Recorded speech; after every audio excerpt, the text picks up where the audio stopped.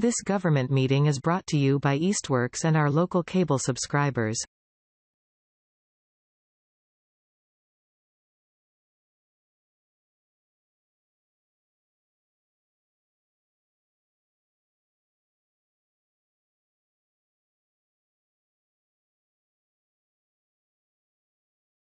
Well, thanks everybody for coming. I guess we'll get started. Does anybody want to approve the June minutes? Did you get a chance to look over them? I'll make a motion. Okay. Second. Okay, great. All in favor? Aye. Great. So, June meeting minutes approved. Anybody have any public speak?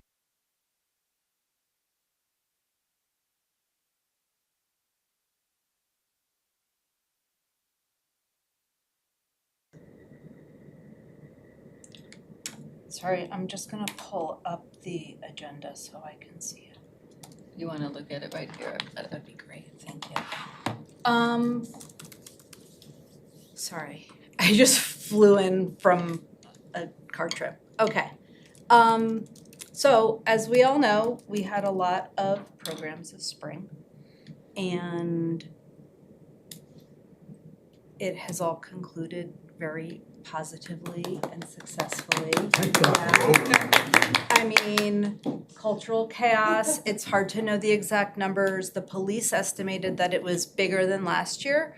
I thought it was about the same as last year, and I knew last year was bigger than the year before, and I knew the year before that was bigger than the year. So it's like, I think it's safe to say that this event has grown each and every year that we do it. I went around and talked to some store owners about how the day went. Everybody was like, it was so positive. I have to say that this year, more than any other year, the vendors set up at the tables who were selling things were just like, oh my God, it was the best year yet. Like, people sold a lot. And I got a lot of emails and a lot of cards just like affirming all that. And just from a production standpoint, it was very smooth. There are always some glitches as people are loading in, despite our best efforts to like communicate and inform everybody. There were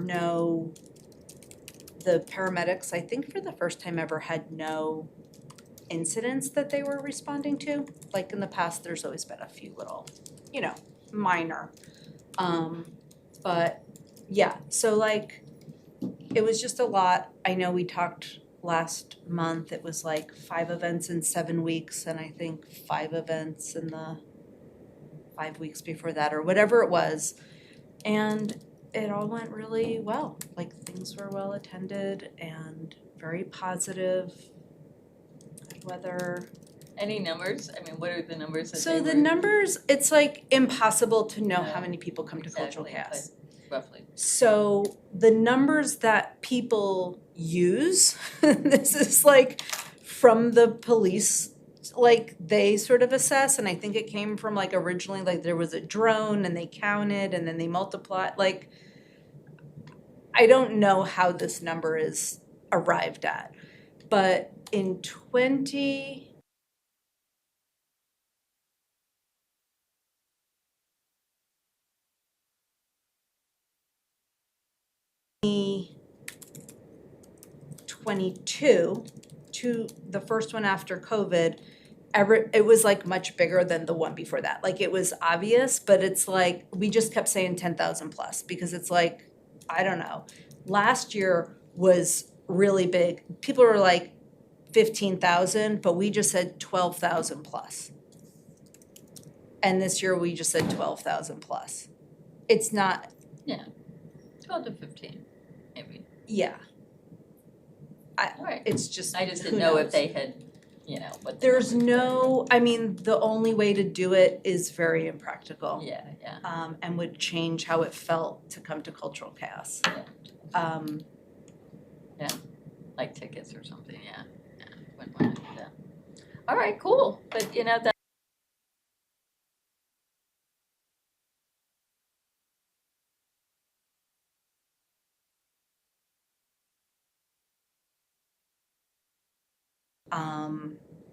We had done a study in 2019 where volunteers from, grad students from UMass went up and down the street and asked everybody if it was their biggest day from year to year to year, and it was 100% that it was their biggest day, and it grew every year. 100% for stores that are open. We haven't done that since 2019. So, but it was all very positive. And what I would like to do, you know, we had put together a little one-page impact report last year. And so just like starting to gather, just capture those numbers while things are fresh. Talk about too, like how much they cost. I think that's an important thing. I haven't done a full tally of cultural chaos yet, but like if we're engaging 12,000 people and it's costing, you know, stages are more, we're paying artists more, our costs have really gone up the last 3 years. But we're doing the event for like around $15,000, which is like incredible. Yeah. I mean, it's like $1 a person, you know, $125 a person. It's like really remarkable. Yeah. And so, you know, I'll put that together and I'll share the link to the document with all of you. I'd like to get it started this week and just kind of, you know, as things continue through the year with Art Walk, just like adding, fleshing things out. Yeah, I think it'll just be like good practice. So congrats. I mean, it was all in all very successful. Yay, ECA. Yeah, and you know, I don't want to like completely rehash things because we talked about it, but like the public art events, all the events in Poetry Month. I think Art Walk is still definitely like needs fine tuning, and it's a holiday this weekend, which is going to affect turnout and even participation. I know there are many fewer venues participating this weekend than usually. So, you know, it's all part of it. But It's an ongoing thing, so. it's an ongoing thing. I will say, actually, I'm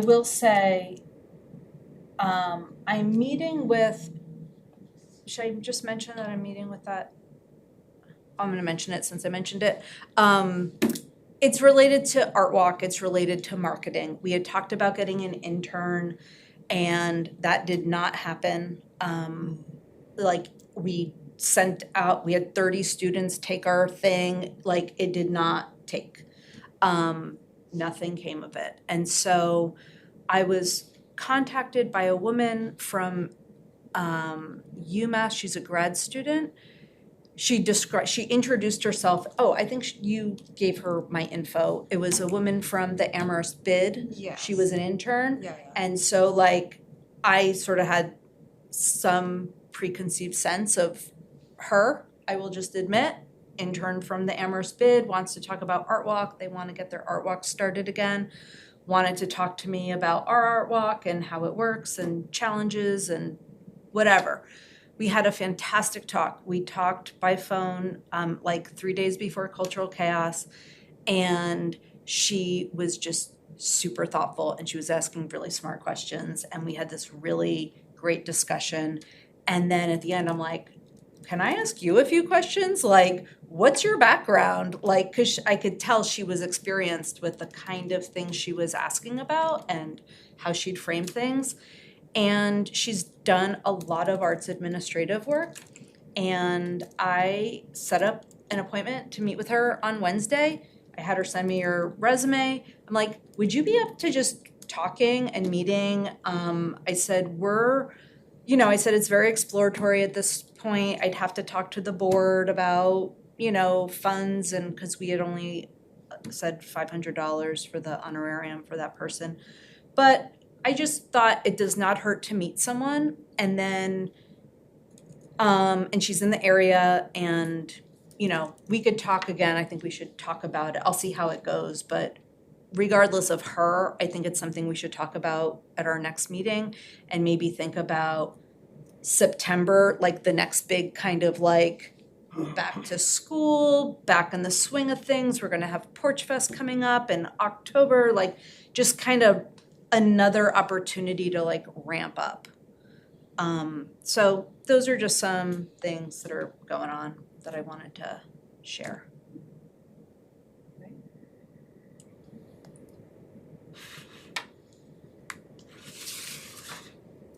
So, it's Poetry Month, Art Walk, Poetry Month, Public Art Events, and Cultural Cast. So I guess that was just a big overview. Then we're wanting to talk about Easthampton Porch Fest. So have you have any more updates and how that is shaping up? So we were able to leverage the ECC table at Cultural Chaos, and so we had a little Porch Fest corner. It was a little confusing, I'll admit, but I think people figured it out. So I just looked before we came here. We have 11 people have expressed interest and are like signed up as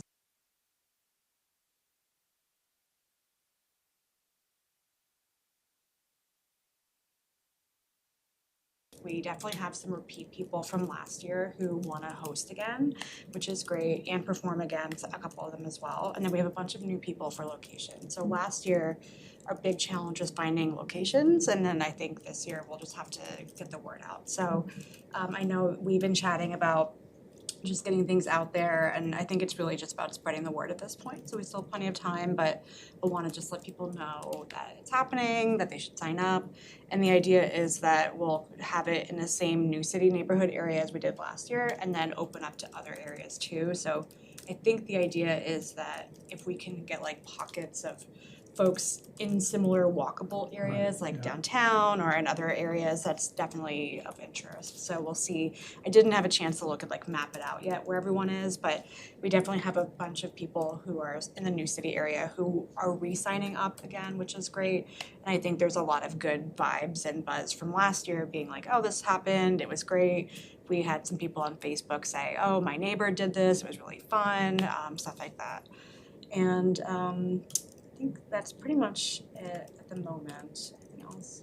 Well, just to underline that we had 6 locations last year, so having 11 already sign up is, we're off to a Huge, very yeah. good Yeah. start. Do you accept everybody that says, or you kind of it's partly Well, mapped last year out? we didn't accept everyone because we wanted it to be really walkable. Yeah. And because we were limiting it just to New City, we didn't want people, there was people who like some people in downtown Cottage area. There was one or two people who were just way out like, in the plains. yeah, in the plains or just too far to walk, like on East Street. So like I said, I didn't really map it out quite just yet, but I know that there's at least 3 of the 6 locations in New City are doing it again, and that includes our house as well. So we talked to, there's 2 other folks who have signed up again to do it.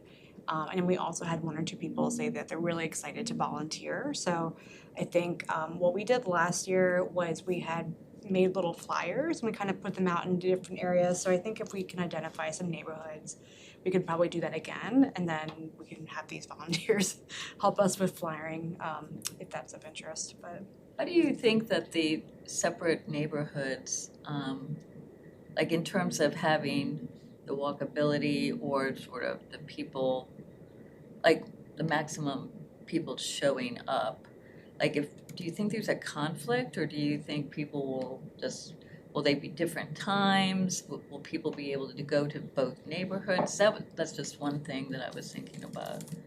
yeah, good questions. I think that part of it will depend on sort of like the ultimate grouping that we are left with, because I agree, like, so the way that other neighborhoods or other cities do it is that they'll do different timing. So like, for example, Somerville is, I think, one of the biggest ones that I know of, and they have hundreds and hundreds and hundreds of people hosting and playing. And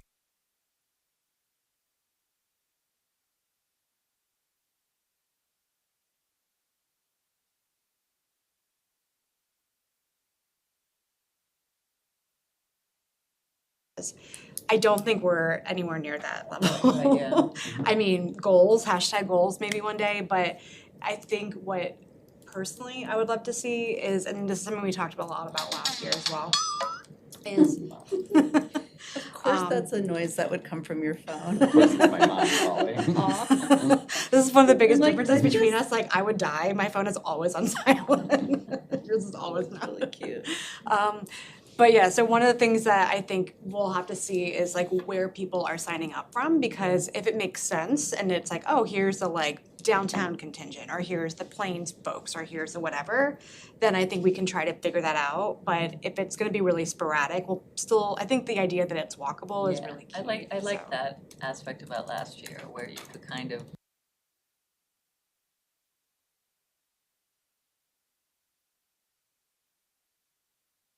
that was one of the things that I loved about it being in a central location.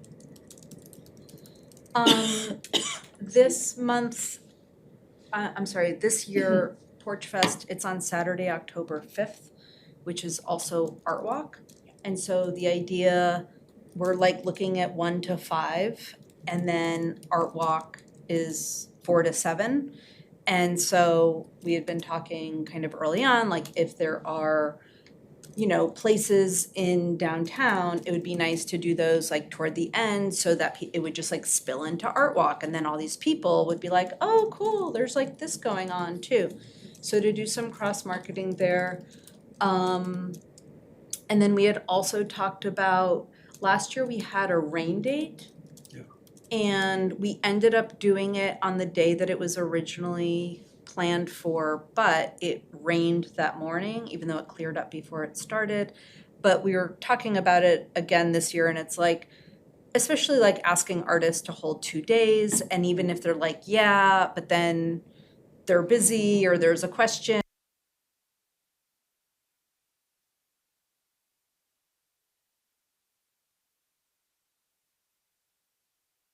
could just, you know, so like one stage is at Luthier's and they would just maybe play slightly shorter sets or whatever, but like there'd still be an experience, like a rainy day experience of Porch Fest, rather than having a rain day. So these are just details, but Yeah. part of the conversation. Or rain or shine, like the festivals, I mean, they do rain or shine, you know? We do rain or shine, but if it's Yeah. too rainy. Well, I mean, if it's Yeah, obviously I if think it's, the you know. major consideration for that, which is definitely something we can do, but we'd have to plan it better in advance, is just making sure every location has some kind of like a tent available to them. So what we did sort of last minute last year was a couple people already had tents or it was covered, and then there was a handful of other folks where we sort of like scrambled last minute and we got like an extra rug so they wouldn't have to be on wet ground and things like that. So we can keep an eye on the weather, and I think if we think it's gonna be iffy, we can just plan out to make sure every location has some kind Right. of a backup option, or we do some other thing. But I think it didn't really help us to have the rain date last year. It was more confusing. Be thankful you weren't on the mass email where people kept emailing saying, I felt another drop, it still looks cloudy, what's happening? It was a little bananas. I think communication will handle it a little bit differently if we have to handle things around that as well, so, yeah. I'm wondering, what is the kind of, like, you have a great system set up, you were able to enact it really well last year. What is the maximum number of spaces? I know last year it was like set small and went a little bit bigger. Do you have a goal for the ideal or a maximum or both? I mean, my personal goal is to see at least double, so 12 spots. But I mean, Somerville had 700 different locations, so, or bands. I don't know how many locations, probably think- somewhat less than that. I think most of them have one per location. But, so I mean, the sky's the limit. Well, one thing we should also talk about is another really big change. So last year, we paid our performers, which also played into how many locations and performers we had. This year, we made the choice to not do that, which is the traditional Porch Fest model. So last year was more around basically sort of like an honorarium, thanking people for investing in a new event. And then this year, we were discussing quite a bit about the logistics of budgeting for, like, how do you handle if you have 100 people versus 2 or whatever. And so that's something that we've kind of been talking about, so. And I think it's really important to like introduce that here to like ECA, you know, we're a municipal organization in, you know, and Porch Fest is like a thing and there's a culture around Porch Fest and it's a model and different communities adapt the model in the way that makes sense to them. And it's like historically bands are not paid and that's how, you know, 100 bands can play in a day and it's fantastic because we're not limited, people aren't limited by like budgetary considerations in that way. And last year when we talked about it, I just like felt so strong. I'm like, we have to pay them. Like we can't not pay them. Like we're ECA, like we advocate for this, like public perception, like we cannot do that. And so we paid people, was it $250 a band? Something like that. It was either 2 or 250. Yeah. I think it was I think $250. it's $250. And like, but it was like, at first I wanted more, and then I'm like, no, let's do 100, and then I'm like, I can't do 100. Like, I kept forgetting what I had said. Anyway, we had the budget, and we worked within the budget, but then like, seeing what it could be and become, and just feeling the grassroots nature of it, we talked about, it's like, and this happens with cultural chaos too, like sometimes people are like, we could have a 3-day festival, like this should be till midnight, like we should have, you know, and it's like our capacity determines a lot, you know, we can't afford to close a street for 3 days, period, like, and we wouldn't, I don't think, want to, like that's not how we'd want to spend thousands upon thousands of dollars, which should be another conversation for another day for this group. Like seriously. Anyway, so we were talking about maybe different ways, like what would it be this year if bands weren't paid? It's like clear on the thing, this is why. We did talk about doing like a crowdsourced something, what was it called? You had a great, It was a tips. It was a Tips neighbor for jar. tips. tips for chips or something like that. Yeah, you had a good Oh idea. yeah, I had a remember. fun. It was first cute. round already. Yeah, but whatever it was just kind of like maybe there's another way to support artists, but to also communicate like why. Yeah. And the other thing I'll just add in, just to kind of raise it up since we're chatting about this, is this came up again last year when we were looking at who to pick for performers. And so I think that's also where the language is really important, both for us internally and externally, is I like to kind of shift from saying bands to performers because it really doesn't need to be a band. And so one of the obstacles that we were sort of running into was we were looking at the people who had applied and we were making real value judgments. We're like, oh, this person kind of sucks. Like, no.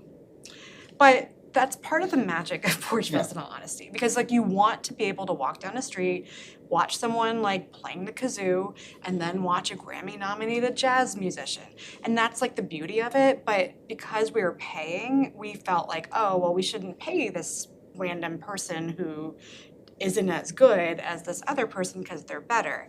Then that also impacted sort of the back and forth with the performers because there were a lot of more established bands, and so they were expecting more of a traditional performance relationship where they were like, well, you know, where's my sound setup, and it's too wet and rainy and we're not set up for this, and we have a professional gig that we have to get to, and there was a lot of stuff around that. And I think that's partially why, like, there was the only band that did pull out. I think it was part of that, like, they weren't really in it to be like, this is just us hanging out and jamming on someone's porch. They were looking at it as like an actual. We weren't paying them enough for them Oh yeah, to care. and then there was a couple of bands that said, you know, we're really interested in doing this, and then when we told them what the honorarium was, they said no thanks because they wanted more money. So I think the money makes it a little complicated because, you know, we did have one location, the Krista Joy, who some of you may know, so she had her kids playing, and then another guy and her friend and his kid were playing. It was delightful, like that's really fun, but then you're like, well, what's the value judgment? Like how much is the kid's performance worth versus a professional musician's performance? And that's where the money, I think, gets really complicated. So I am curious to see how people will take it, but again, like this is the model for Porch Fests across the board. So I think for people who get it or who are familiar with it, it won't be a shocker. It might be a little bit of a surprise if there are any repeat performers coming back who are expecting or hoping to be paid again. But again, it wasn't like it was $500 or above. Yeah, So. and I'm glad we're having this conversation. What I would like to do in addition to the language that you sent me, I'd love to write up a blurb to send to you and Steve, and maybe I'll just actually send it to all of you to include around this. Just as a real clear, and to make sure it like sits well with all of you as far as like, because it's the only thing we don't pay people for. Well, and I wonder, do you have an established evaluation rubric? Like if you have more bands than venues or spaces that you can accommodate, what's the plan? And That's what we had last year. So last year we had, I think, close to 50 people sign up for Right. performers, and we only had 6 locations. I guess I'm just wondering, does that really alleviate that core issue of, I think then Having what to happens make is, and what we did call. last year and what I imagine we would do again this year is really look at it by having a good variety and diversity of genre and type and style. The other thing which I imagine will continue again this year, which we did last year, was that if someone is signing up to host and they have a space and they also want to play, they automatically get in. So that's going to be about, at least last year I'll say, that was about half of the people. They were hosting and performing, or it was a host who said, I want my friend to play here. So we said yes. I don't see any reason why we wouldn't do that again this year. It just makes sense in my mind. So that will help us determine, because if, for example, just, making up random stuff, if we get 5 slotted in performers who are all sort of like heavy metal, then we're not going to be picking a lot of other heavy metal people to round out the rest of the spots. So we'll look for more variety there.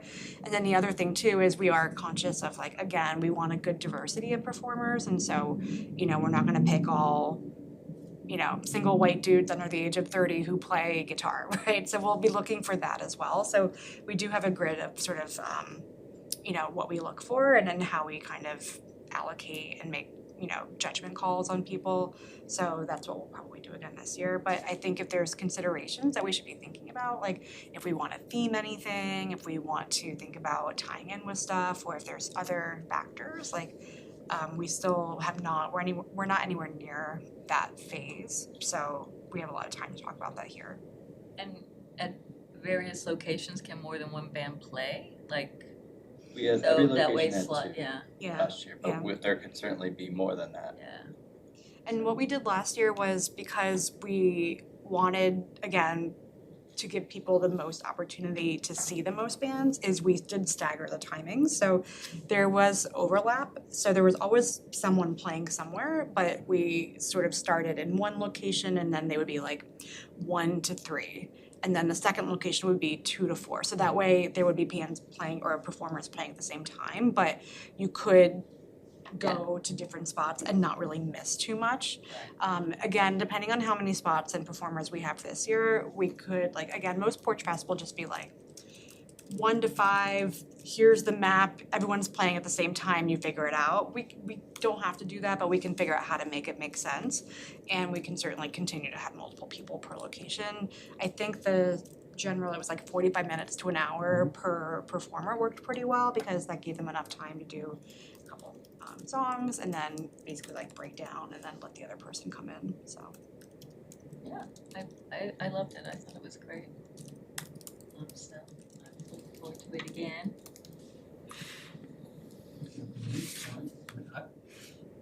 Would there be any point in perhaps throwing in a food truck or so? You just have wanted that last year. to guarantee Or something, numbers for something. food trucks yeah, I'll let oftentimes. you, Well, you have default the- food you have truck the donut expert. truck. Yeah, I mean, it's even last year, we probably would have done all right, but it wouldn't have been super lucrative if there was, we were Yeah, expecting yeah. where we thought there were 200 people who came last year. And I would just remember when we were having this conversation last year with Jeff, and he was talking about some block party that I wasn't privy to a year or two previously, that someone had hot dogs in it, the health department shut it down. Where's that? So I mean, Well, they'd have which to get a permit. I we mean, get, there's and a we get whole permits all the process. time, and that wouldn't be an issue. It's a possibility. It's a draw, it's a way to draw. Yeah. I mean, last year was a test. You seem to have passed the test. This year, you raised the game a little bit. Mhm. Yeah. Yeah, I totally. mean, people do love food trucks, so. And I did apply for a festivals grant for Porch Fest. I applied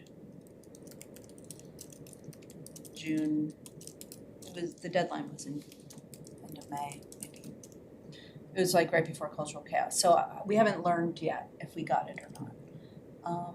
But some funding has been applied for. Great. Yeah, and I'm curious to see, we talked about it a little bit, but just like, this is one of those things, I think, especially because it's new and because of the nature of the kind of event it is, seeing what comes in and then being like, well, this could be an interesting thing to think about, or like, what about this? Like, I think there's like a flexibility in being able to do that, like rather than saying like, we're doing X, Y, Z. It's kind of like, put it out there, see who more organic. applies, try some different ideas on and, see kind of what feels best in terms of like curating, at the end of the day, it's going to be curated. But to make some of those decisions, for most things we do, people apply and not everybody gets in, and that's okay. And I think different than like Cultural Chaos, which is like, these are the times and this is the number of people, can be a little more generative. Yeah, I mean, and what I told people last year, because last year we were so specific about it's got to be in the New City neighborhood and it can't be like on the way outskirts where, 20-minute walk or 30-minute walk from everyone else, because it was so specific. And we did have people who reached out and they were like, but I really want to play. What I had told everyone was, if you want to play and you're like here and you want to play on your porch on the same day, like go for it, because that's the spirit of Porch Fest. I will tell you, not everyone liked that answer. Some people did not appreciate it, but again, I think it tied back to that monetary angle to it, because I think some people were looking to get paid, and it's just not that kind of event. So my hope is that this year, because we had last year happen, and there was, I think, more education around it, just in terms of people understanding what kind of event it is, and there's more, that it'll be more like word of mouth and grassroots, because we have that under our belts. I think it'll make a little bit more sense. And so I hope that if we have to do that kind of approach again, because that's my dream, is like, that's where it started, because it was 2 years ago, Cultural Chaos. Like, that's why we got involved, is because someone started playing on their porch at Cultural Chaos and said, I'm one street over, come by, I'm jamming on my porch. And I was like, oh, perfect, right? So if someone wants to jam on their porch and they're out in the plains and maybe they have a couple friends come over, but we're not doing an active movement out there, I think that's great, because again, it doesn't have to be super formal, but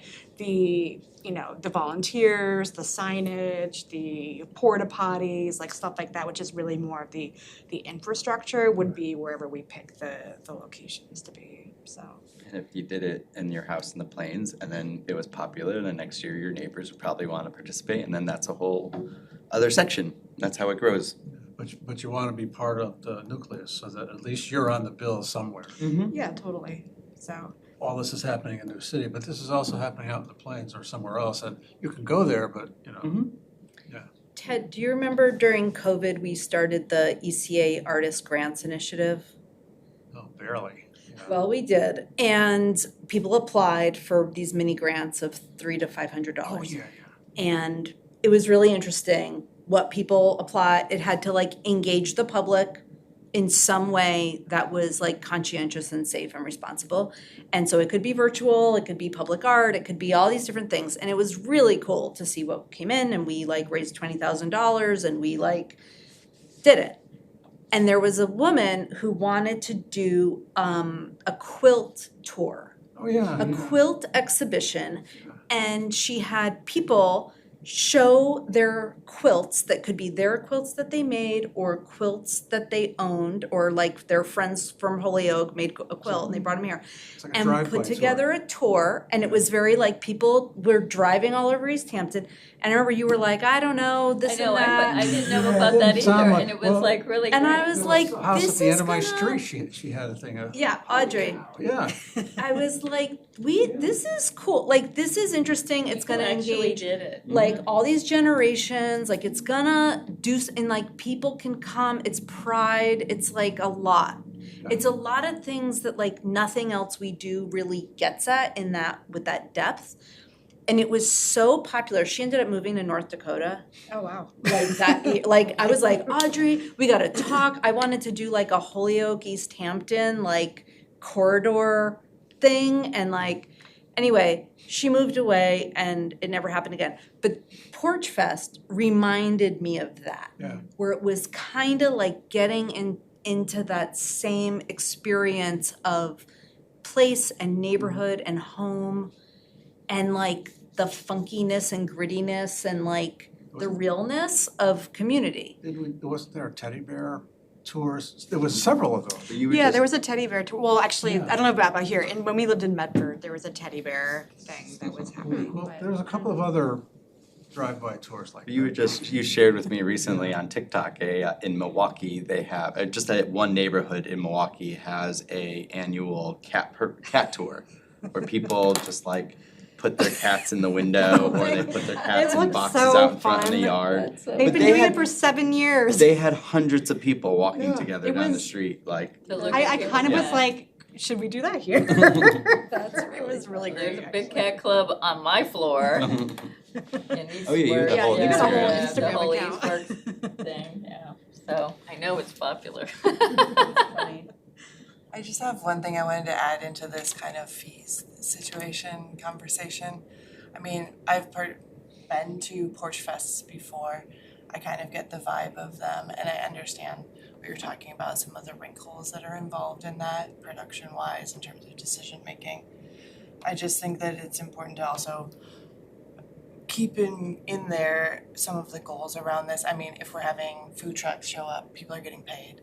We're incentivizing in this way. If we're trying to bring people to particular neighborhoods, we're doing a service. Artists who are participating, performers, are doing a service for the city. And if we're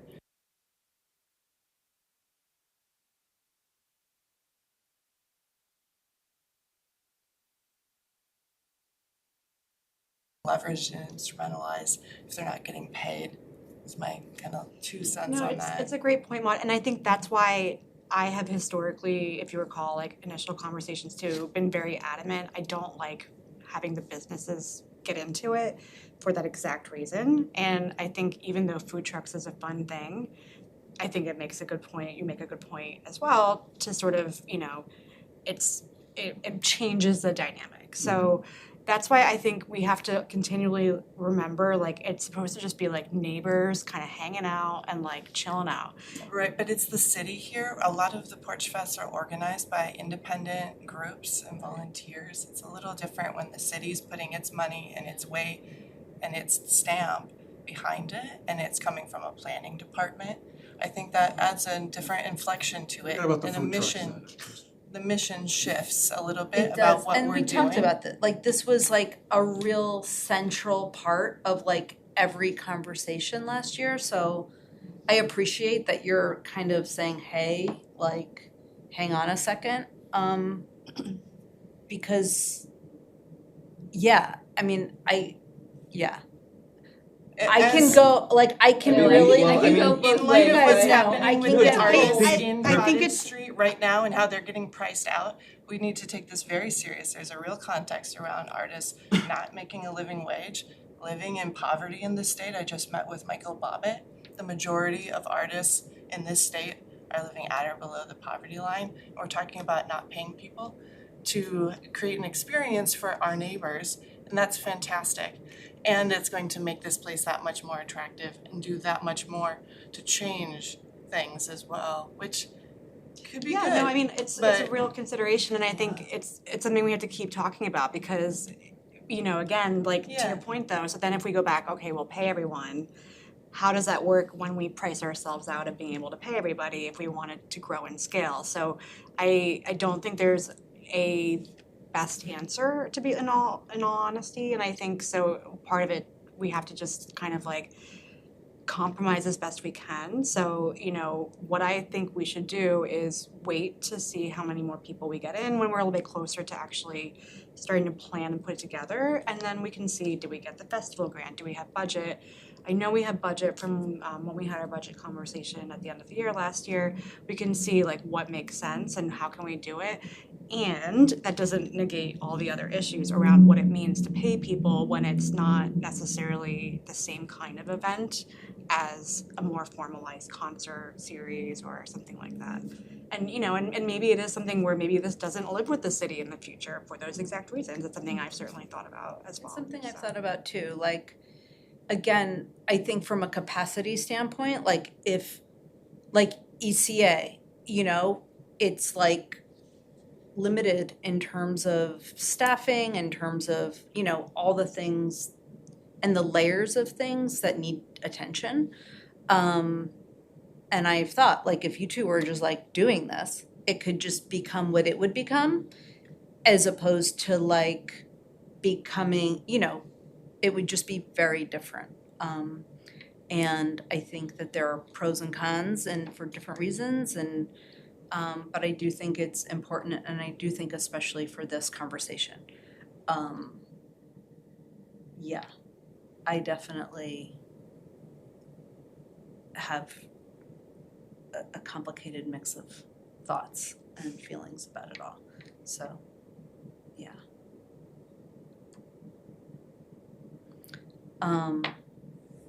We will continue this conversation at our next meeting.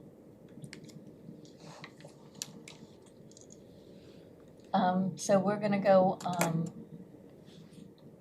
well, you said the cultural council update was next, but the Carter Street discussion was next. Let's do the cultural, well, let's do cultural, Oh, let's okay. stick with the agenda. I Okay. think, yeah, there's enough, there are things to.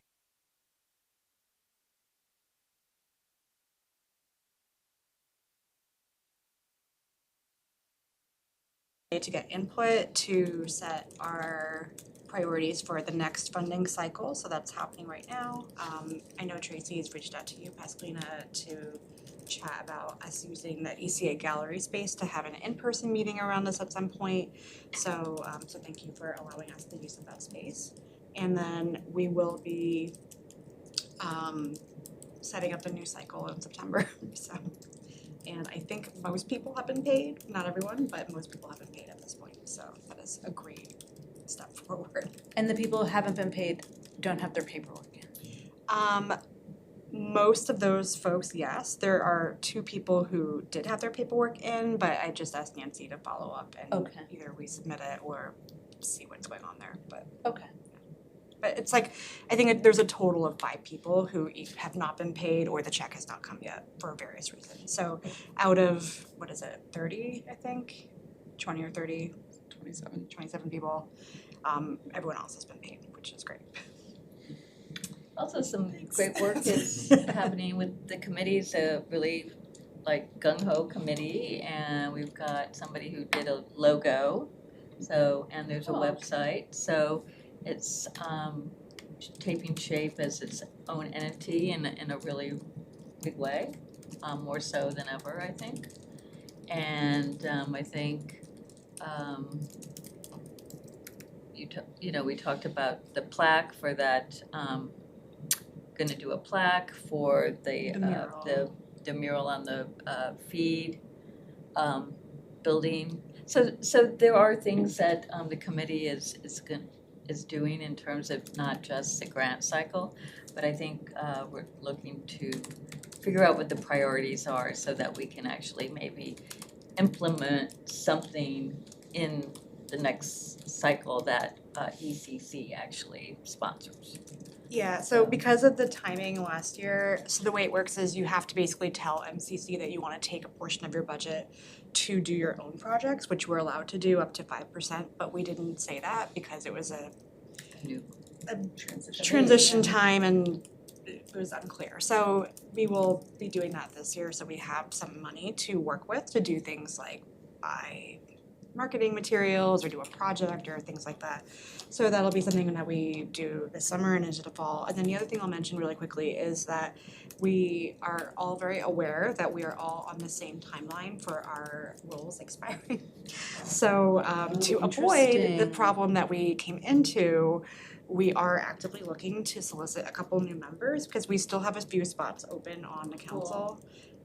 We have, I believe, a total of 8 people right now, and we can have up to 12. So if anyone knows anyone who'd like to be involved with Awesome. ECC, let us know. You know what? There was one person who had wanted to join. There was one person who didn't get on board, Oh, okay. and she was interesting and like had interesting experience. So when we were like looking for people, we like made a little thing like, hey, apply. If you make a little blurb or something, or should I just write to her and say, would If you you have write her to contact Felicia? info, yeah, just put her in Yeah, touch why with don't me. I do that? Yeah, great. Great. A little blurb won't hurt. But I'll just do that. You're right. It's not necessary Yeah, for I this can person. put a blurb together for other people, Yeah. so. Yeah, I forget her name, but she was interesting. And we just kind of went in the order that people, because there were so many interested people.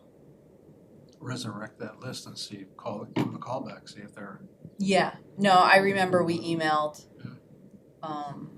So I have her info. Great.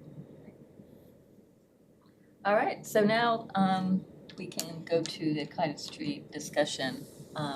You weren't here at the last meeting, but the Cottage Street, a few artists came, and I know that you're aware of kind of what's happening. So they spoke, and it was very thoughtful conversation. We didn't really get to do much with that, so it's an ongoing conversation. But they did meet at the city hall, city council. So there was a group, there was a big meeting at the city council where city council passed a resolution in support of creating or supporting affordable space for artists. Could that be? I you would state that a little describe better? it, I would describe it a little bit differently, where city council put together a statement that supported artists in Easthampton and acknowledged the value of artists in Easthampton. And they unanimously approved the statement that they had put forth to the council. It does not come with any, It's symbolic. it is. It's a very symbolic it gesture. It seemed clear to me that Riverside is not changing their mind. They're not backing down. Both those people, the woman who's on the board and who was the property manager,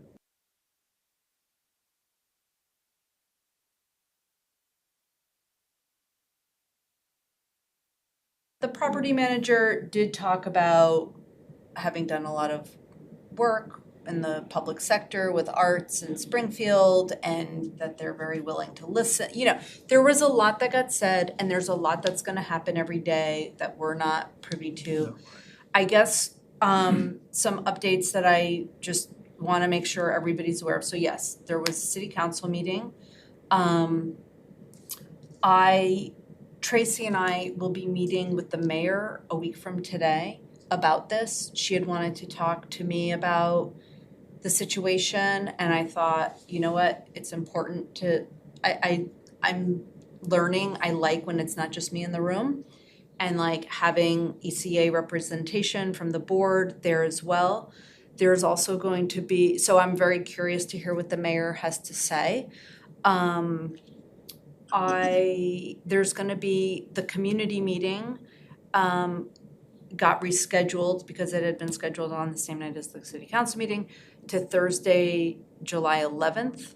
I think it's 7 p.m. at City Space in the Blue Room. And I think for a public forum, you know, I think ECA as a public committee with a civil servant here in the mix, you know, we've talked about this last meeting, like what can we do? Like what is in conflict, you know, like what is our role and what isn't our role? And I do think that letting community members know that there is this open meeting, and if they have, you know, concerns or want to learn more and want to contribute, like here's the place. And I feel like that's like a very clean thing to do. That's what we do. We let people know what resources there are and what gathering spaces there are. And yeah, I think it's like things are changing every day in ways we don't know. So it's also just going to be an opportunity to get caught up.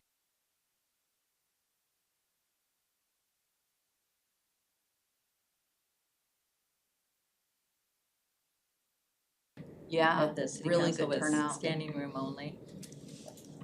So yeah, and so it has become a conversation in the city, just in general, which I think it's a good conversation. And it's like, how do we, I don't know that we can do anything per se, but how do we address the conversation, or how do we keep the conversation alive, or I don't know.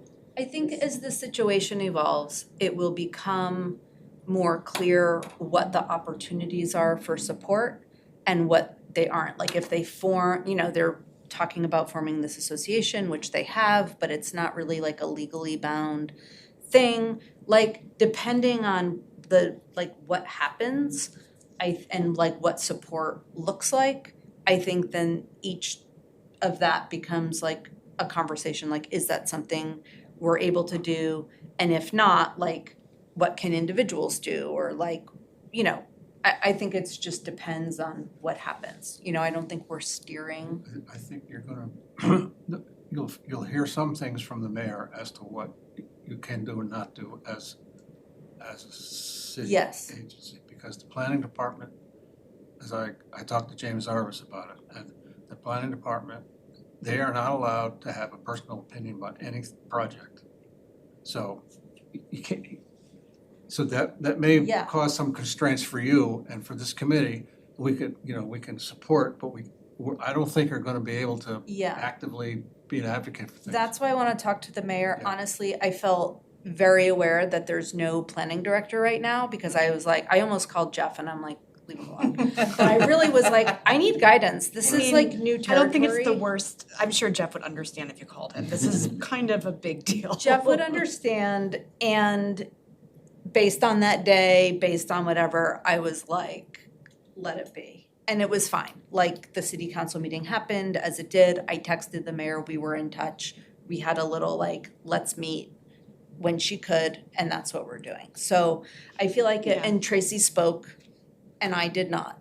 And actually I called Ellen Coteen, one of the artists, who I've been in most close touch with about everything, and like told her the plan, and like just so that there was clarity, and you know, she and I have worked together a very long time and could be frank about some of the different layers to everything. And she used to have my job once upon a time before it was a paid a job. position. Yeah. she like made it be here. So she understands the nature of municipalities and ECA. Could we potentially, as a city, jump back in the fray by partnering with Riverside Industries, and creating a formal agreement and partnering with them to seek out some of this funding through the One Stop, and like just align it with the city's economic development goals? I just like don't know the answer to that, and I don't know how those things come to be. I think maybe like that's something we could ask the mayor when we meet with her. That's something if you wanted to like I think any ideas are good ideas. This is so like new territory for me that I don't know what cities can do and can't do and like would do and wouldn't do. I mean, like, the MCC wants public-private partnerships like nobody's business. And if the city has some established plan, I don't know what the like rapid recovery plan goals were or things like that, you can use those as a benchmark. Be like, well, this fulfills these things and they clearly need some kind of support to I make mean, these the capital Easthampton Futures improvements. Project, we had, Right. 5 goals, 16 strategies, 4 through lines, like it's all over the Easthampton Futures Project. Just in terms of putting together something like that, if you have established, already approved goals that are in a planning document that the city council, the mayor has already, then you can pin it to that. And we know where Michael Bobbitt stands on this. The Cultural Facilities Fund, like you mentioned, is one of those. Even without MCC, Mass Dev wants to support economic development projects where there's, if it's municipal partnership involved, to kind of help steer the ship in some way. That's really interesting. I think isn't the issue that like the city can do whatever it wants to, but if Riverside's not on board, then Totally. that's a See, moot yeah, point. my understanding was, So It would be like Yeah. partnership and maybe a little bit more access to funding. yeah, which I think is like, and I'm not discounting, I think that's a great point, but I think you need a partner who's has the space. And Yeah. I did I mention it to you guys? I know I talked to you about it. Like I had a chat right after we had the ECA meeting last month with just randomly with a new board member on Riverside, and it came up, and I was like, oh, so tell me your side of the story, because I just heard from the Cottage Street folks who came by, and her point was she like couldn't understand why it was an issue. She basically was like, we need the space, we're gonna take it, sorry, like you're out. And it was very clear cut to her, and she was telling me that she didn't see the big deal, and I was like, it's gonna get messy. But I don't think my take, and very admittedly very limited understanding and exposure, is that Riverside is like, this is a decision we made, like best of luck. And Right. so if they're not wanting I to heard, work with the city, I don't think it They don't behooves the city to try to figure this They don't seem out. to be in a mood. I think in the past they have gotten those grants, and that was part of their agenda. This new president, it's not part of her agenda. Okay. And so they have not, that was my understanding, that she said to one of the artists that they were not gonna seek that. Oh, they're not trying to improve the building. No, Okay. they- So I mean, that's it's not like that they're a not trying to incentive. improve the building, but they're not They're trying to not do it looking through for grants. grants. Right, and I think the take was that they want and need the space for the patients. They don't want anyone in there. So I don't know the whole, I don't understand the whole line about like office space and whatever, and I don't fully get that, but what this board member told me was that they need the space to serve the population, and she was like, that's the top priority, nothing else matters. So if there's an artist in there, and we are gonna use the space Or if you for- can afford the rent increase, you'll stay for a while. Exactly, because they want eventually everyone to leave, right? So if we had like a Oh, okay, so a they're just trying to building price. partner They- who they was wanna like, grow. hey, They I do have a want to. giant factory that's open, let me work with you, I think that makes sense to do that, but I mean, that's a whole other discussion, so. And the city just gave away the store when they handed them the building. My point in our last meeting was no one seems to have seen or know the actual document, the bill of the transfer of the deed, because my guess is there is some language in it about about the mission. Yeah. One would hope. Yeah. And that's where you need like, I think, a good legal team, honestly, so I Yeah. think that's where, when you talk with the mayor, like maybe that's something to just find out more, ask those kinds of questions, I don't know. Yeah. It's a complicated issue for sure, because it's not like anybody is saying that Riverside Industry and their mission isn't a good mission. It's absolutely a good mission, and it's just how do they go about, being in that space and having artists that have been in that space for 30-odd years, and so it's tricky. It's a very tricky thing. You probably couldn't move in anywhere else in Easthampton at this point. And it's interesting too, I was thinking about it today. I'm like, what is this all reminding me of? And it was reminding me of last year when Lynn Horan, the artist, was gonna show at MAP. Duh. And she came to our meeting and she just was like, this was all on a handshake. Not cool, people. And it is like, and it was sort of like everything's fine.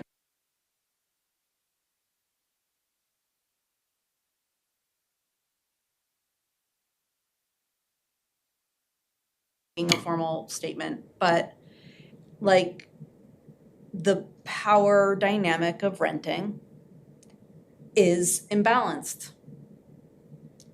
And it's can be easy as long as like people get what they want from that relationship, it's easy to not know how imbalanced it is.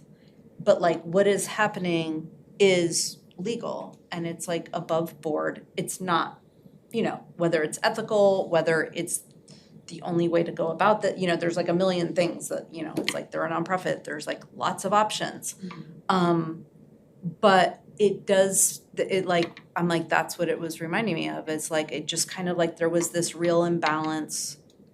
And then it was like, this situation is exposing the imbalance. Well, I think That's also there. like exposing the fact that Easthampton is a little city that has historically relied on relationships. But now what we're seeing is that those relationships are no longer existing, they've crumbled, the handshake model, this mysterious agreement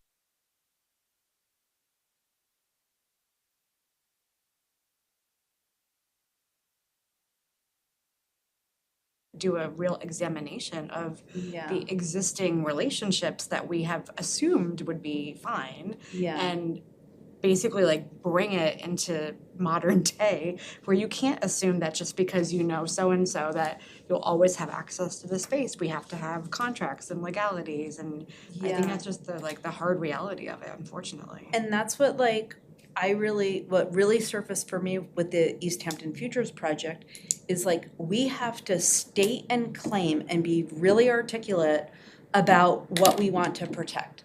Because it's like we don't just advocate for the things that don't exist that we want here. It's like, no, we have to bake into this document like what we want to continue and what we want to, you know, our values, like what's important, what our priorities are, because unless you protect them, things are not protected.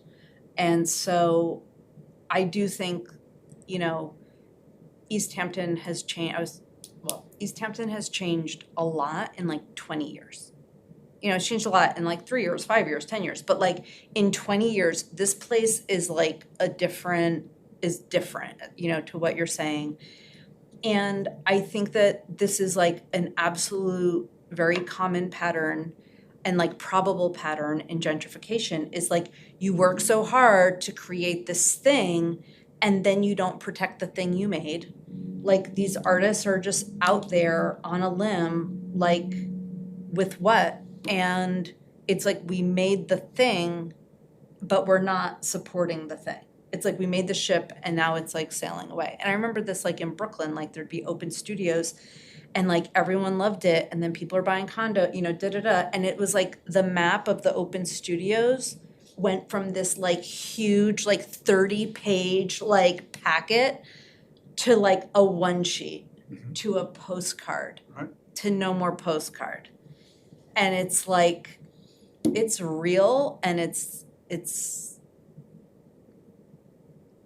you know. That's what I was kind of getting at early.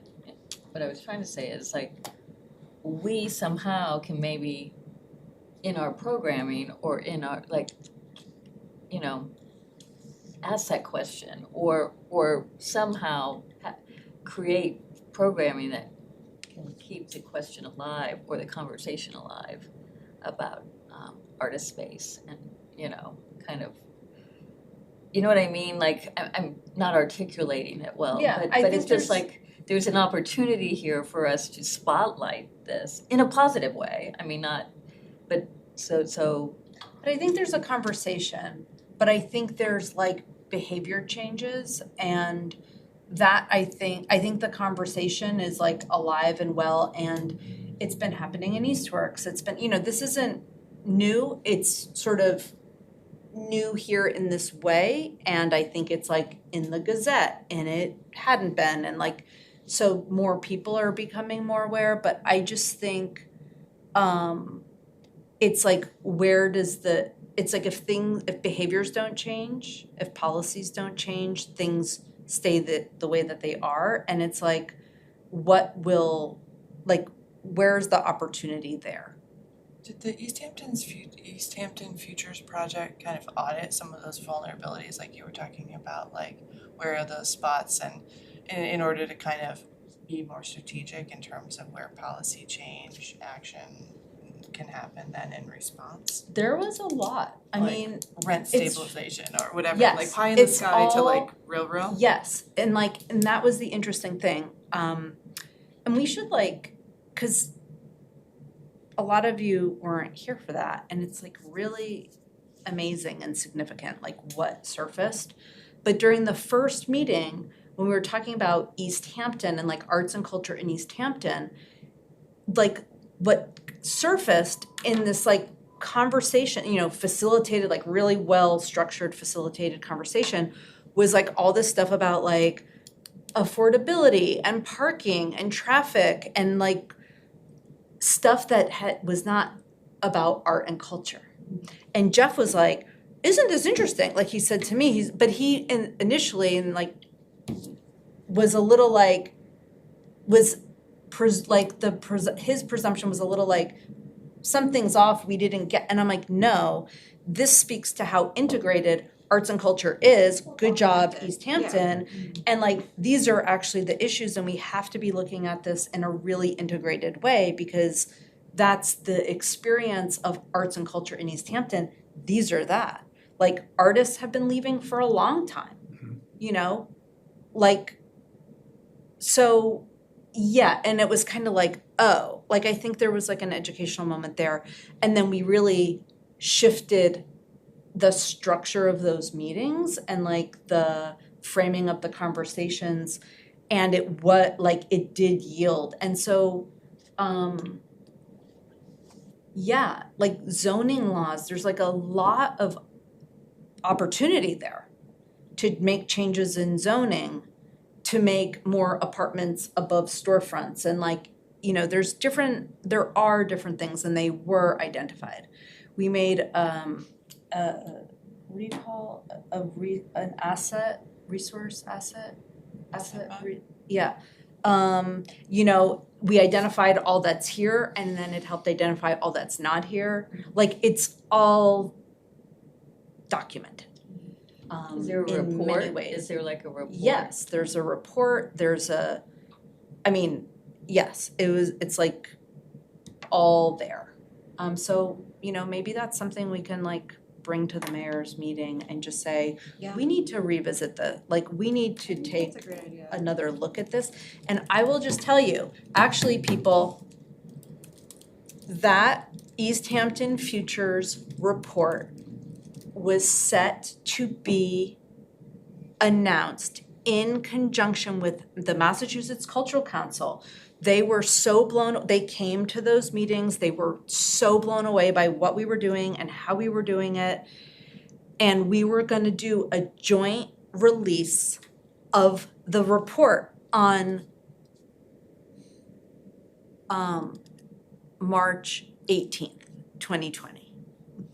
And it had been like on the calendar for like since December. We were like, I met with Mina Kim from MCC and Jeff, and we were like, we came up with the date, we worked toward the date, and then it was like, I'm like, Jeff, it wasn't even, it was like, this is not what people need to like listen about. But the thing that's been amazing is that report and those deliverables have held up through this pandemic, and through looking at racial inequality in this country and in our town. Like, it really is like, and so a lot of decisions around Art Workspace Easthampton, the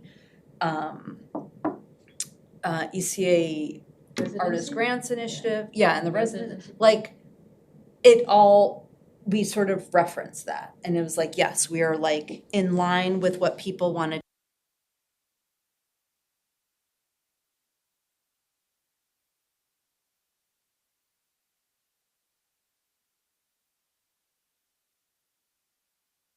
website, you can go through, I mean, there's like literally every Post-it note was photographed and written down, typed like this. I did a lot of it, actually, and we hired someone to do a lot of it too, Haley McDevitt, who was there for all of it. Anyway, there's a lot there. And so, so Sita, from Depict, who did the facilitation,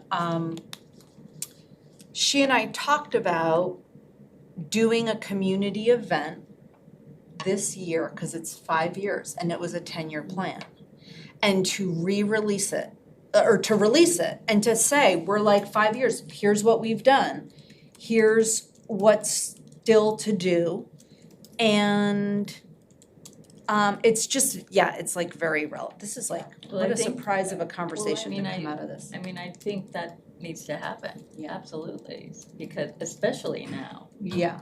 And then, so that we can target, I mean, we all know the issues, but So the thing about the Easthampton Futures Project, because of the timing, so the report was gonna come out.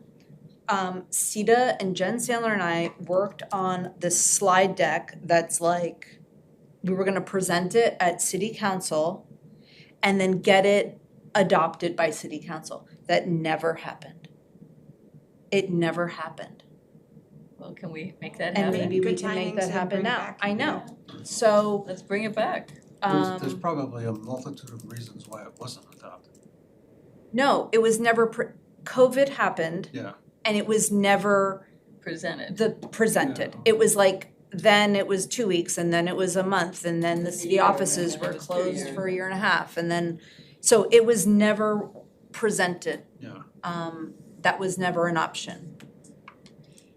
In the report, I've only heard of this project in passing, so I'm interested to get the link Yeah, I'll and be read more curious about to it. hear what you have to say about it, actually.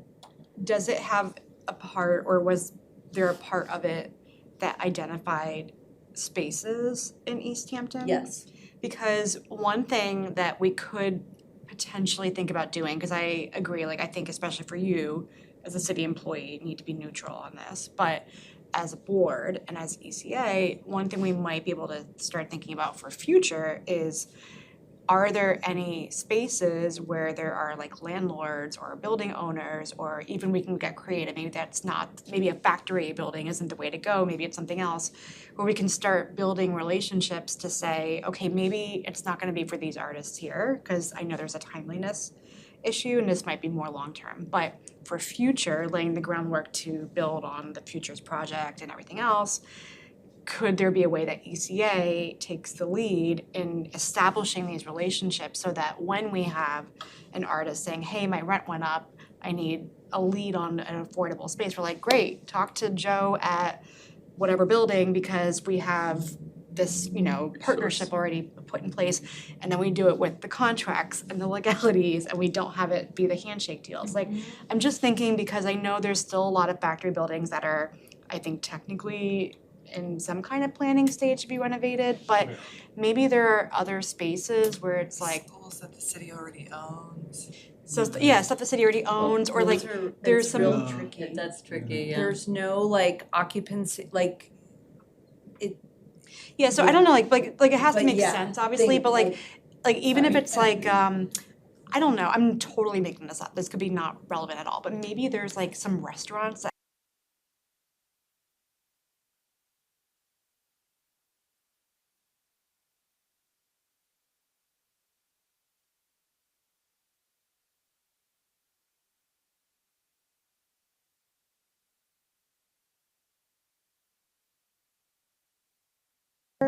and maybe that's how we can leverage ECA as opposed to like having to not do anything or be really careful about this particular like- issue. oh, go ahead. I have two thoughts. One, I think having a resource guide for artists who want to find and rent studio space in Easthampton is a great thing that the ECA could do, putting together I like that. I love it. And, helping connect with landlords. Even like bulletin boards to put your flyers, like down to like Yeah, a little totally. like guide to the city I think that would for be an really artist. helpful, welcoming to new I artists. love that. Would you call it like a resource guide? A resource guide to people looking for studio space. And then second, and this is more, when I lived in Medford and was involved in things there, we had a lot of similar conversations about affordable housing and how impossible it was because landlords are gonna do whatever they wanna do. And so part of, in Medford, they created the Affordable Housing Trust, which was a public-private, organization that would literally buy up properties and then rent them out at affordable rates. And they used Community Preservation Act money to kind of like get that kick-started. And I could see like the Easthampton Studio Trust being a thing. There's the massage school that's for sale. Yeah. Yeah, I had mentioned that to Jana, one of my friends who's over there. Yeah. She said she thought it was up for $2 million though or something. I mean, it's Yeah. auction, so I know. it's gonna go It wherever was, it it was goes for. 1.5 when it was for Yeah. sale, so Yeah. I don't think it's gonna get 2 million, but. So, but And even yeah, then, but I if did, artists look at what they pay annually in rent and add that money up, it adds up real fast. How many artists, would they say 180, no, there was 80. 80, whatever their annual rent is, or their for 3 years, not that people have 3 years of rent in their pockets, but there are City Spaces raising $8 million, like $2 million is not. But and I think this is probably what you're getting at too, like there could be funding available Oh, to there's help us definitely tap funding into, available. which alleviates like the need to get quick cash, Well, and the idea as well, I really appreciate you talking about like city owned, like I keep wanting to stress like the city should stop giving everything away to privates too. Agreed. Like the city Yeah. could be investing and doing public development. I mean, Well, like the then city it's could an be the asset that landlord it's here and sustainable. not having. Right, Well, I think and we there's- have a stake and we have a very different perspective rather than relying on the benevolence Yeah. that's temporary and sporadic of these private spaces for, I don't know, a back room. Like that's a stopgap, but it's in the long term, it's not gonna get us there. And I just wanted to mention too that there are, Arts Hub, Western Mass has like facilities, logs, we could just partner with existing, like what is the platform? It's creative something. Mass Yeah. Creative. Do you know anything about that bill that was just got, I don't know if the bill got passed, but It moved. But it moved. Yeah. do you know anything about that? Did you, it's about this very thing, it's like It's to fund Bill, the yeah. cultural facilities yeah, fund. cultural facilities built if the bill passes, it will create a trust that will help cities and towns do this very thing. Earmark creative makers space for the bill. Affordability Act. I don't know all the wording, but I did look at that and I was really excited that bill moved. So hopefully that, with these conversations happening all across the state, hopefully that will happen. I think you have to understand that a 40-year period of development has come to an end.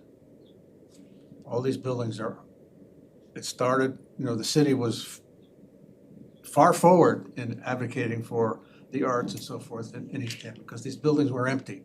Mhm. Eastworks and Paragon and 180, they were empty. Right. There was plenty of space to develop. In a way, we're victims of our own success. And we know this happens Exactly, everywhere. yeah. There's nothing really new here. And You so can having learn from it moving ahead. having a resource guide is fine. Easthampton's a very small place. Yeah. And outside of this core district, there's nothing but woods and single-family homes. So if you talk to when you talk to the mayor, it would be, the city council has made this symbolic statement. They support the arts. Okay, what's next? Yeah. How are we gonna do that? It's the action piece, yeah. Yeah, What's the yeah, what action is piece? the What action can The it be? action piece. Right, exactly. That's what we have to, because Symbolic isn't enough, yeah. Because everyone's gonna be going over the hill to Holyoke. And they'll Not have the same even issues. anymore. Well, Yeah. they're gonna be going to like Feeding Hills or wherever it is, Holyoke's expensive. Well, and Yeah. even I know that where there's space. If there's no space, people are gonna have studios in their homes, or not. there's Oh, also I- spaces like this room we're in right here like I know there's a lot of meetings, but what are those underutilized spots within municipal owned buildings too, There's two schools right now, practically next door. I There's know no this plan is for those really yet. complicated. Well, anyways, I know it's more complicated than, it's not as cut It's and so dry as it complicated, is. yeah, it's Sure. like, but it's not, but lots of things are possible, and it's like where you put your attention to is what grows. That's what I've learned in my life, for good, for bad. It's like, if you decide to do that, and you give it to that, then that's what's gonna live. I just wanna add, cause I love this conversation very much. What time is it? I want to just put it on the table. We had a really successful art workspace Easthampton Yeah. program. Right. People, it worked. It was great. And I will just say, because I hear myself saying the word capacity a lot, it was really reasonable because the artists were autonomous. We created space. We had parameters.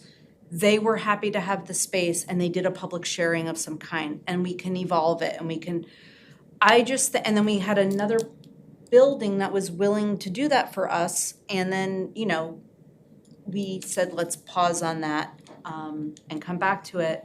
But I do just think that is another thing that we have experience with, we can do. It's good, we could change the terms, it could be a 6-month thing, it could be a 1-year thing.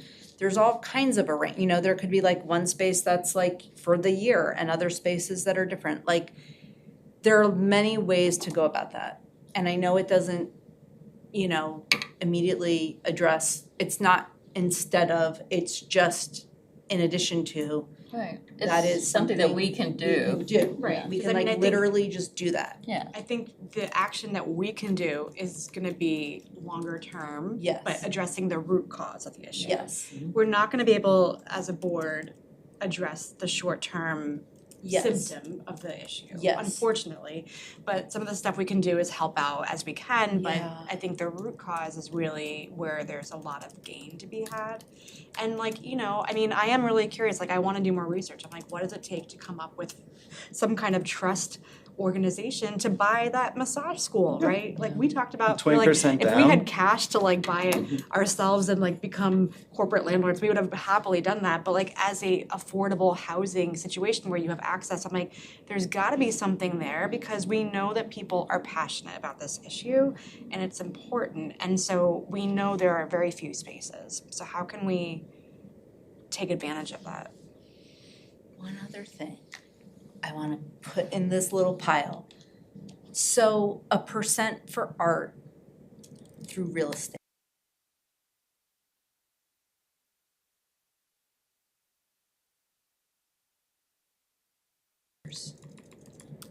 And real estate agencies are just making bank, big bank.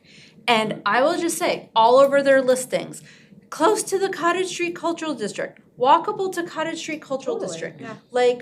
Arts is thriving, no, this, no, they're not. that. No, they won't be. But this is how gentrification Yeah, happens. this Like, is it always the gentrification way. 101.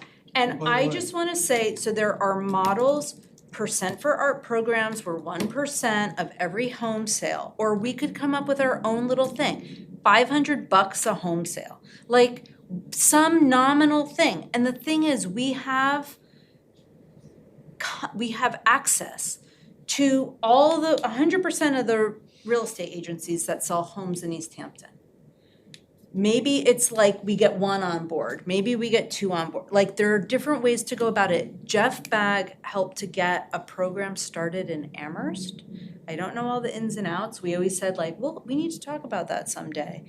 But I just think when I look at cultural chaos and we're an organization of 1 staff member and X number of volunteers and there's we're paying the public safety all this money to close a street that's for safety for our public, that's for the benefit of business.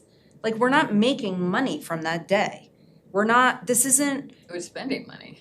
we're spending a lot of money, but I'm just saying this is for the community. Like, who is this for? This is not for like ECAs, like, we're ECA. This is good.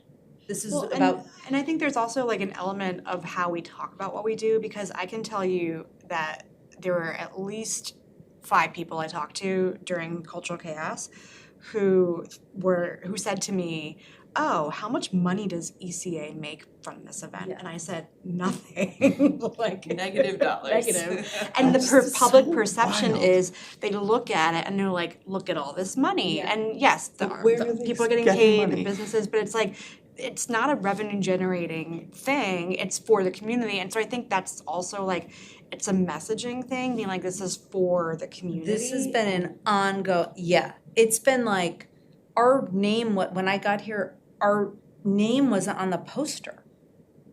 It wasn't on the website. It had its own thing. It had its own colors. It had its own, it was like, so I do think, it's like, I just think when we look at the impact of arts in this city, real impact, the waves of impact, I just think the real estate market is like, I want some of that money. Like, I just want, and to do it in a way that's like a positive partner. You know what I mean? There's like a lot of ways to do stuff. Well, that's a great idea. I mean, And then it just gives us more resources to make smart decisions and like thoughtful decisions with. Is it like a crazy idea? It's probably really bad. I'll just say it So anyway. fun. Just in that same line of thought, like what if we like would it be wild to go to like, I'll just use Cottage Street as an example and be like, hey, every business on Cottage Street, Cultural Chaos and beyond, and stuff that's happening with the studios and everything, would you commit to pledge 1% or a $500 fee, something, pledge to support community art? Because we have the cultural district here, there's other spaces too, other areas we could do that. Like, could we come up with like a community pledge to kickstart essentially some of this like discussion? Like, I don't know if that's wild. I don't know if they'd be up for it, but like, Well, even if it's like a nominal fee, $20, I don't know. It is a thing, and I will say, a pledge says a lot. yeah, and I think that it could be like downtown wide. We used to ask all the businesses to contribute financially to Cultural Chaos.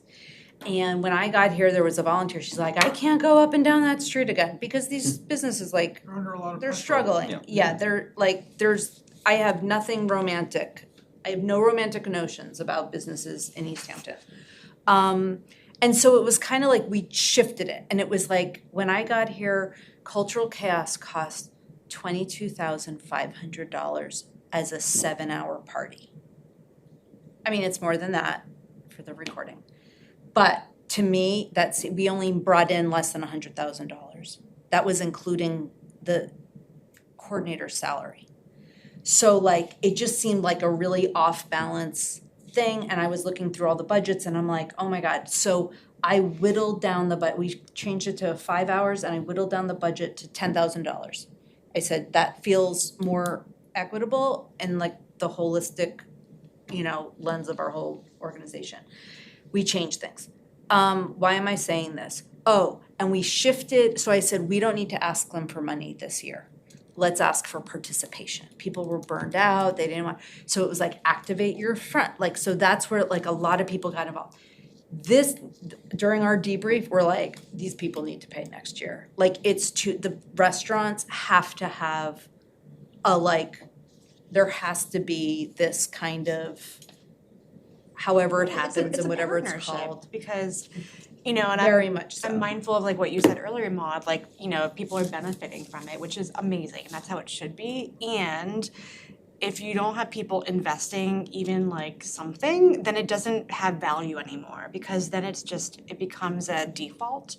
And then the burden is shifted to ECA, volunteers, whoever else, and so there's no incentive. So it doesn't have to be tied to Cultural Chaos, but like if we were to say a citywide pledge, it could be businesses and individuals and the real estate should people, be. like that might be a way to just get the conversation going, and that's like a long-term play versus a short-term issue. Yes. And again, like, I think there's other things around the short-term stuff, but like, I'm really thinking like long-term root cause, how do we like, This is the perfect segue to the next.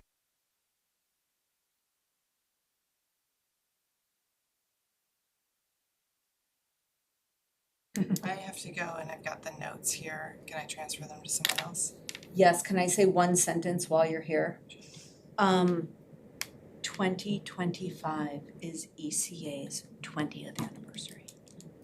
And people, we need to get planning this summer about what we want that to look like.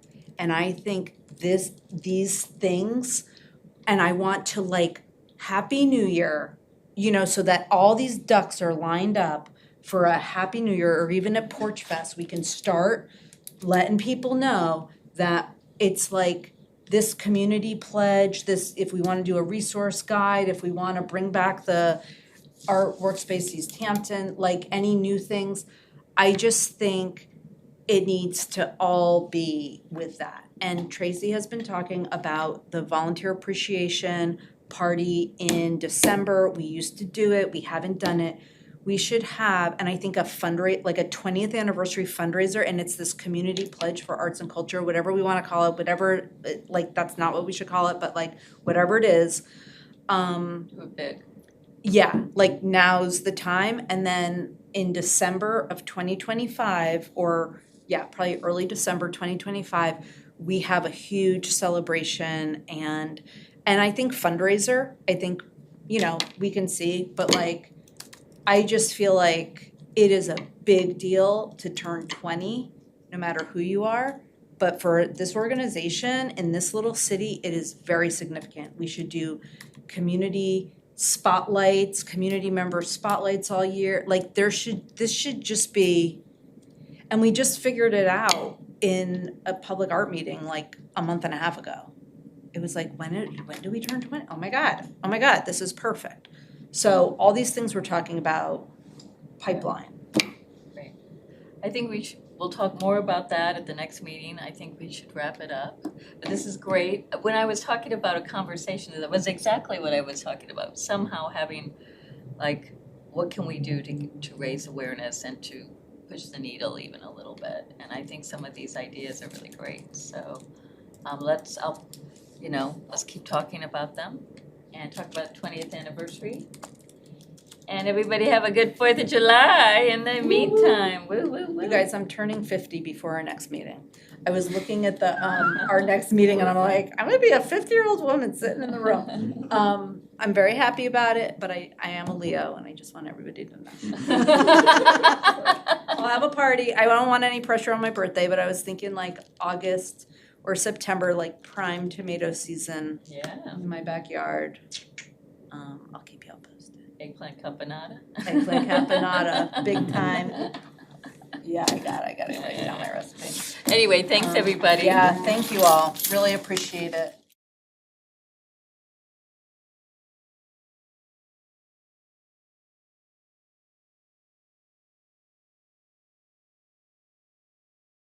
This government meeting is brought to you by Eastworks and our local cable subscribers.